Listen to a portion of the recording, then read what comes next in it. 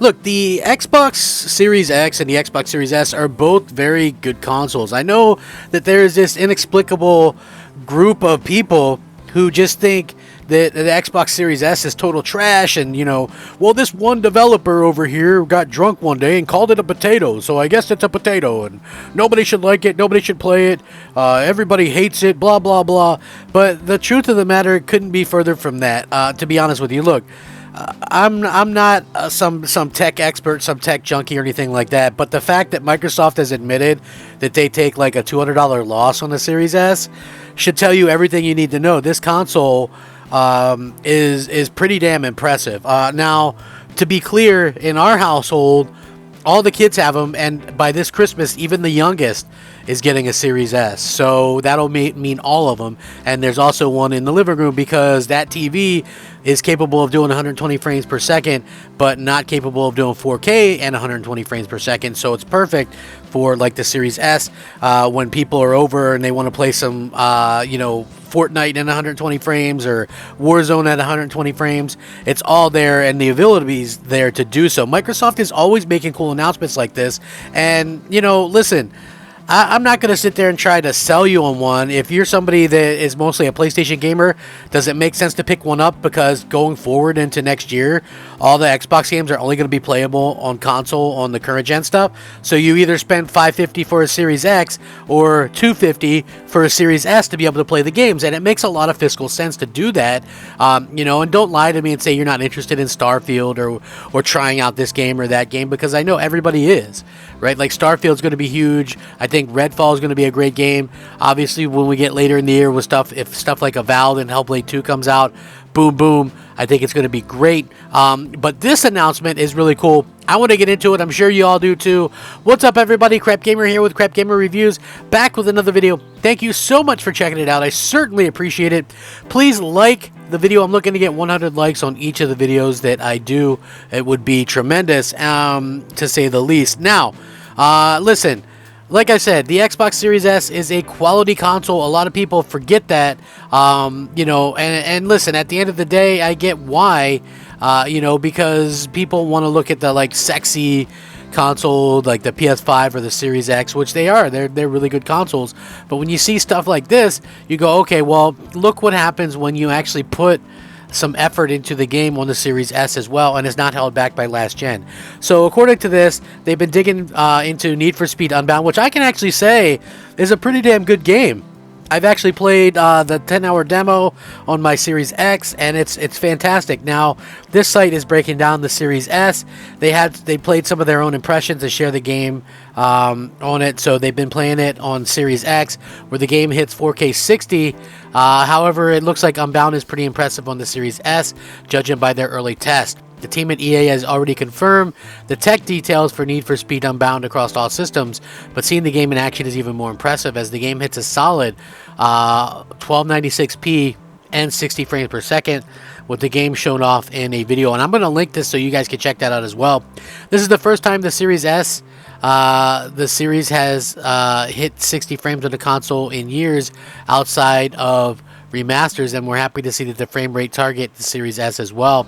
And the Xbox tester seems very happy about it too, complimenting the game on being pretty amazing and saying it looks gorgeous running on the Series S. Now, Need for Speed Unbound marks developer Criterion's first proper Need for Speed title in a decade, with the team previously leading development on Need for Speed Most Wanted way back in 2012. So it's safe to say that the developer has racing credentials elsewhere, though, having crafted the Burnout series over many years ago on the Xbox as well. So we see that the Series S is actually out there doing extremely well.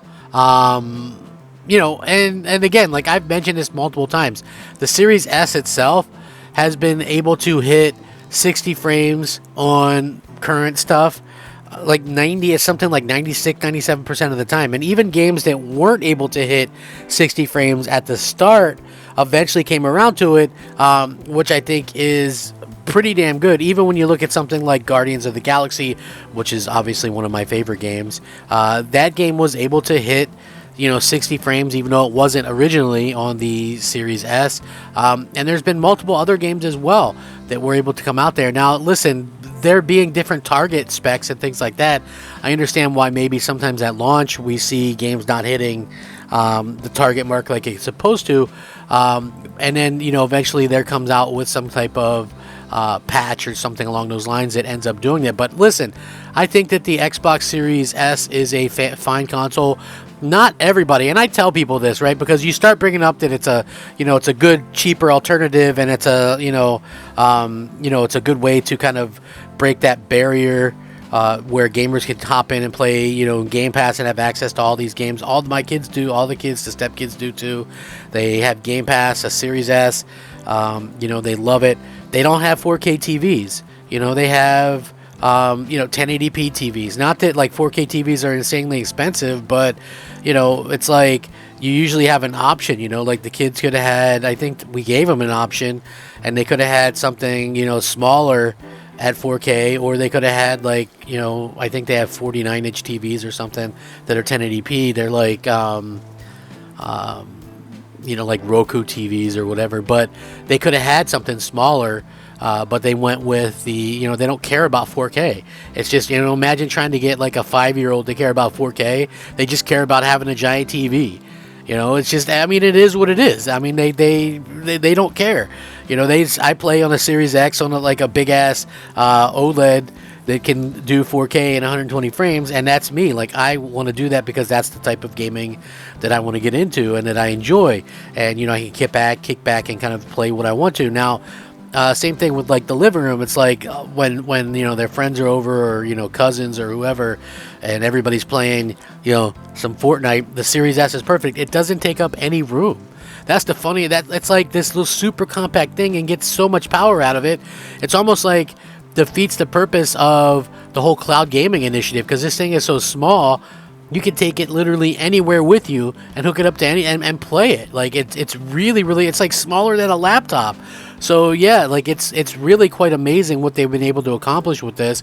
And one of the only things that I can hear people say bad about it is the fact that, well, it does have limited memory inside of it, like space. And the thing that I say about that is, so having come from the PS4 Pro, Xbox One X, and things like that, I had a multitude of USB 3.0 USB drives, like terabyte upon terabytes. So what we do is each of them has like a 5 terabyte USB 3.0 thing, and that holds some of the older games, and then they can just move stuff around. The newer stuff that they want to play that needs to be installed internally, they just do that, and then they can just move it, and they can move games around in about 5 minutes. That's all it takes to move things, and versus having to re-download everything and things like that. So no, we didn't buy them the Series S's and then the $200 thing. That would be foolish. Spending, you might as well get a Series X at that point. It was like just nice to have the ability to be able to kind of just move your games around and things like that. And they don't mind. It's like they're just happy to have consoles. Hell, when I was a kid, I would have loved to got consoles early on in day one and things like that, like they did with the S's.